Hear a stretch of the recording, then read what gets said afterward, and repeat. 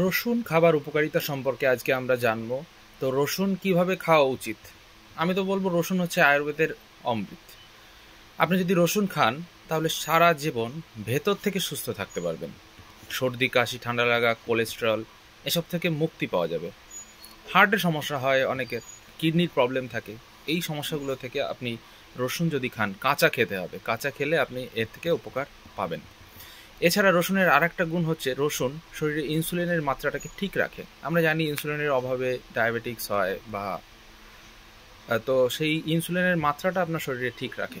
এবারে বলি এটা কিভাবে খেতে হবে। রোজ সকালে ঘুম থেকে উঠে ১ কোয়া বা ২ কোয়া কাঁচা খেতে হবে চিবিয়ে, এবং তারপরে ১ গ্লাস জল দিয়ে সেটা গিলে খেয়ে ফেলতে হবে। কাঁচা রসুন ঔষধি, মনে রাখবেন কাঁচা রসুন ঔষধি, কিন্তু রান্না করে খেলে সেটা রান্নার স্বাদটাকে বাড়ায়, গুণাগুণ কিন্তু ততটা থাকে না। সারা দিনভর এনার্জেটিক থাকতে চাইলে কাঁচা রসুন খাওয়া খুব দরকার। আয়ুর্বেদ সম্পর্কে আরও আপডেট, নতুন নতুন তথ্য জানতে চাইলে আমাদের সাথে থাকুন। ধন্যবাদ।